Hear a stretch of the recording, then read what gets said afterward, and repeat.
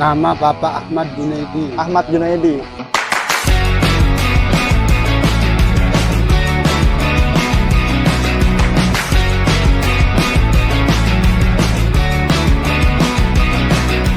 Kalau di sini taman ini cuman Pak RW-nya itu ngasih izin.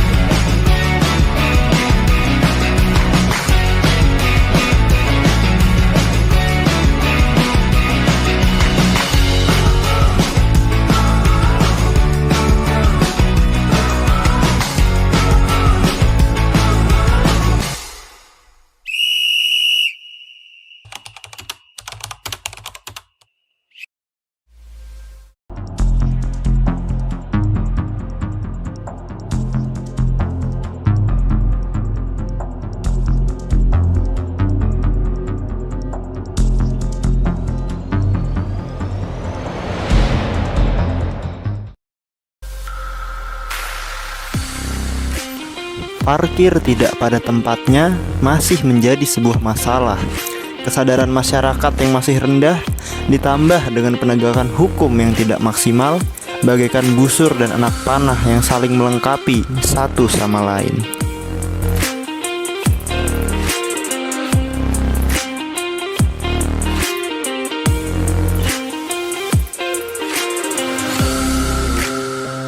Saat ini saya sedang berada di daerah Panglima Polim, tepatnya di sekitar Taman YPK untuk menemui salah satu narasumber. Nama Bapak Ahmad Junaidi. Ahmad Junaidi. Oh, Untuk jadi tukang parkir ini sudah berapa lama? dari 2009. 2009. Itu udah di sini atau di mana Pertama dari belakang, habis dari sini dulu pernah di depan. Pas ketiga kalinya di ujung sono. Terus terakhir ini di sini. Baru di sini. Dari awal saya pernah jualan teh botol sama jam tangan, cuman bukan bakat saya kali itu. Paling lama saya ini kerja di parkiran. Jadi Ya, pokoknya dari 2009 ini sampai 10 sekarang. tahun lebih berarti itu ya, Iya. Pak? Kalau dalam sehari itu biasanya ada berapa motor sih Pak yang masuk ke sini? Kadang-kadang 50 motor, kadang-kadang nggak mati. Di sini nggak bisa ditentuin. Terus kalau untuk biaya sendiri emang ditentuin harus satu motor itu berapa atau gimana? Kalau satu motor, kalau saya itu seikhlasnya aja, ada yang 3.000, 5.000, 2.000. Kalau sehari itu jadi kira-kira dapat berapa tuh? Ya sehari itu kadang-kadang dapat cepet 200. Kalau hasilnya itu sendiri buat Bapak atau disetor lagi ke? Setoran seminggu 200. Kalau harian enggak. Sisanya diambil buat Bapak? Iya. Oh, oke. Kalau yang nggak bayar parkir gitu ada nggak sih Pak di sini tuh? Ya ada bilang nggak ada, ya saya nggak apa-apa bilang terima kasih. Gitu. Kalau jaga parkir di sini Bapak sendiri atau ada? Sendiri. Sendiri benar-benar Ya. sendiri. Oh, oke. Kalau tempatnya sendiri kan pernah sempat pindah tuh Pak dari depan ke sini. Kalau yang di sini emang dari awal udah tempat parkir atau sebelumnya apa? Kalau di sini taman ini cuman Pak RW-nya itu ngasih izin. Oh, ngasih izin. Iya. Supaya nggak di sana. Iya. Emang yang di sana kenapa Pak sebelumnya? Ya ada laporan dari warga. Oh, laporannya itu mengganggu kah atau gimana? Ya katanya ganggu jalan. Kalau parkiran sekitar sini jadi emang udah ada yang megang masing-masing gitu Pak? Ya, Untuk setorannya ke yang sama atau beda-beda tuh? enggak yang sama ke notaris RW. Oh, jadi ke RW tetap ya? Iya. Jadi kalau di tempat sini emang udah dikhususin sebenarnya buat Iya sama Pak RW. Pak RW emang Biar buat- aman, nggak ganggu jalan. Oh, iya. Di sini nggak pernah ada kehilangan tuh? Alhamdulillah. Alhamdulillah nggak ada. Kalau selama Bapak parkir di tempat-tempat sebelumnya gitu pernah ada? Sama, alhamdulillah. Alhamdulillah nggak pernah. ada. Terus biasanya kalau ada kehilangan gitu, kalau dari tukang parkir yang lain atau gimana gitu, biasanya gimana sih Pak? Katanya kalau tukang parkirnya tanggung jawab, misalnya helm hilang nih, harga misalnya 300, paling cuma ganti Setengah baru doang. Oh gitu. Kalau motor katanya sama, misalnya motor hilang nih, itu gak sepenuhnya ke tukang parkir. Cuman tukang parkir itu ngasih gak enak. Ya, ya. Baru misalnya harga motornya 5 juta, paling 2,5. Kalau yang parkir di sekitaran sini tuh biasanya siapa, Pak? Apakah mahasiswa atau orang? Nah, kalau di sini ada orang kantoran, yang mahasiswa, terus orang-orang makan. Kalau yang dari Polres itu biasa parkir? Kalau dari Polres, selama saya pindah sini nggak ada, soalnya kejauhan. Oh, kalau sebelumnya ada Kalau berarti? di ujung sono, banyak kan tamu Polres. Tamu Polres gitu? Iya. Itu, Sama orang kantor kerja di Grand Wijaya itu. tapi kalau jalan-jalan yang di sekitar situ sebenarnya boleh nggak, Pak, buat parkir tuh? Ya insya Allah kapan-kapan bisa lah. Oh, bisa gitu. Soalnya sekarang ini RW-nya masih baru, Heeh. jadi nyari muka dulu.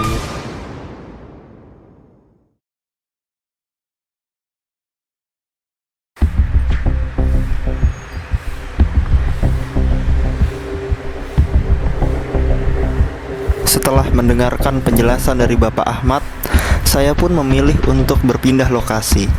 Kali ini terletak di suatu jalan yang berada persis di sebelah Polres Jakarta Selatan.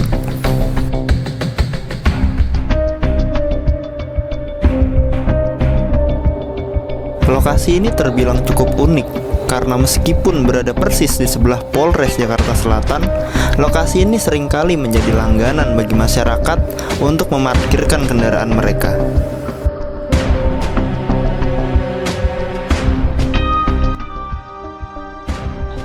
Saya pun berusaha untuk mendapatkan informasi dari tukang parkir yang ada di sana. Namun mereka selalu menolak dengan berbagai alasan, sehingga hanya ini yang berhasil saya dapatkan. Itu kalau saya nanti masuk jalan kan, tapi kalau pacar motor ini siapa yang parkir gitu kan, pasti nanya gitu Pak. Ya atur, kalau udah paling jam 4 ini udah pulang, udah sepi, tinggal di doang, ini kan tinggal anggota semua ini. Oh, Jadi kebanyakan anggota kali ini, anggota kan parkirnya di sini. jadi yang Tapi kalau saya buat ini sendiri ya, satu juga saya kurang lebih paham, dan nanti kalau ada orang bisa ngelangkahin dia kan, artinya saya juga takut gitu kan. saya paham, Pak. Iya. Saya paham juga, Pak. Namanya orang nyari buat ngerokok tuh masalah nanti sama dianya gitu. Gua baru 3 bulan juga. Iya. Awalnya di Polres kenapa lemparan ke sini? Aduh, itu juga kurang tahu, makanya kalau Bapak juga baru. saya juga baru, kalau misalnya nanti koordinasi di dalam nanti dikasih tahu. Cuma sekarang nggak boleh parkir di dalam. Jadi yang Polres sekarang di luar semua. Iya, cuma anggota sebagian di dalam. Oh, gitu. Anggota. Ada kan di dekat masjid sebelah sana tuh yang parkiran itu anggota.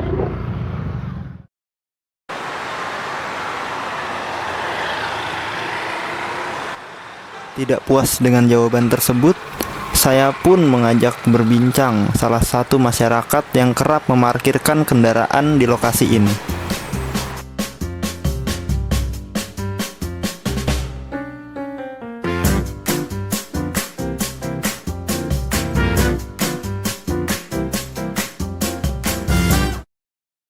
Oke, dari nama siapa, Mas?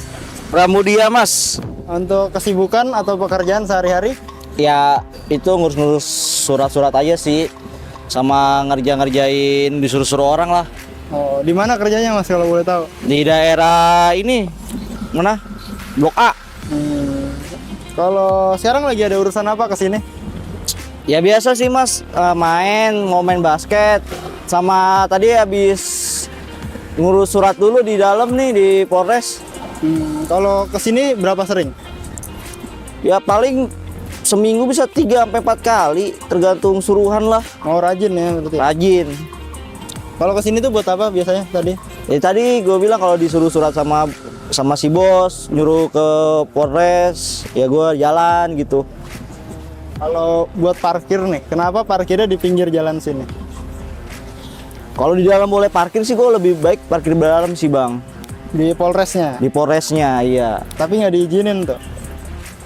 Suruhnya parkir luar malahan sama orang Polresnya. Diarahinnya ke situ. Iya, diarahnya malah ke sini. Takut nggak sih kalau parkir di pinggir jalan gini tuh? Takut sih bang, ada ya pasti beresiko lah kalau di pinggir jalan, karena nggak ada penjaminan dari asuransinya atau pihak yang bakal bertanggung jawab, itu nggak ada. Gitu. Terus kan ini dalam tanda kutip melanggar peraturan ya. Itu Iya. ngerasa bersalah nggak sih sebenarnya? Ya awalnya sih bersalah, tapi karena yang nyuruh langsung yang di dalam Polres buat kesini ya nggak ada salahnya dong. Kalau misalkan nih ada tempat parkir yang legal, tapi harganya lebih mahal, lebih milih parkir yang legal itu atau yang di sini aja? Di sini aja lah, yang legal mahal ya. Paling sini ya cuman motor paling cuman ke baret doang sih. Kalau hilang apa enggaknya kan sampai kantor polisi ya, santai aja. Jadi merasa lebih aman karena di samping kantor polisi gitu. Ya, gitu.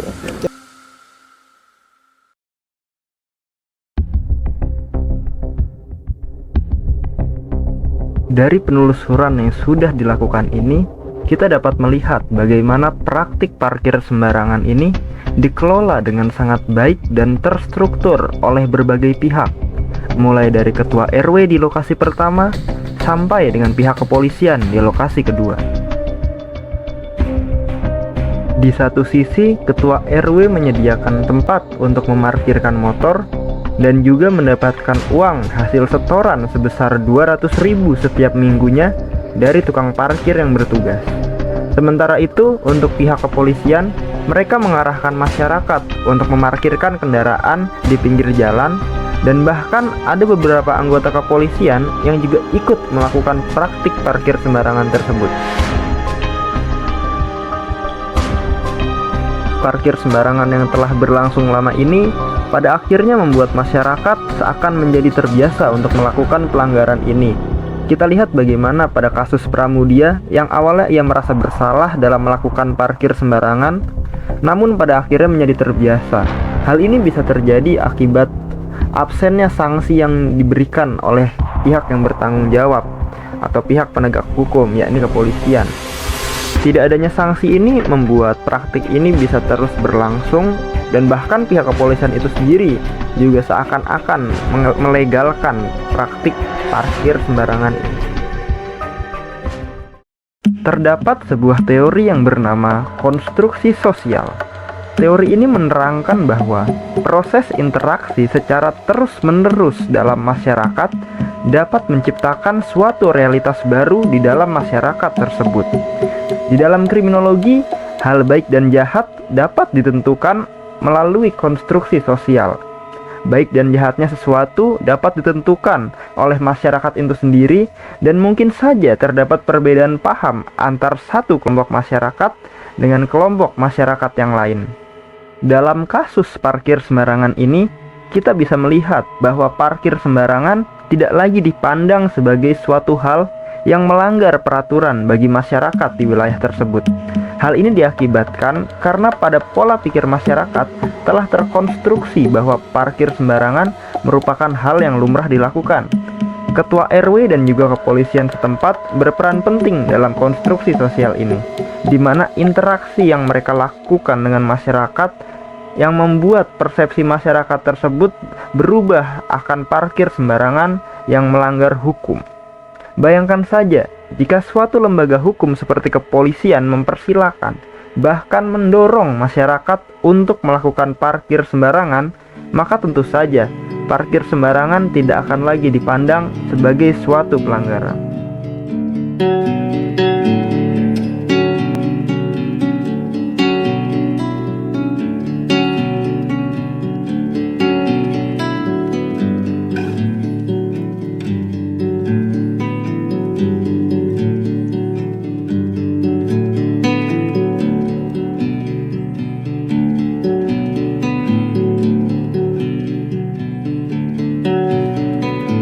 Semakin sibuk kau belakangan, semakin kaya dengan alasan.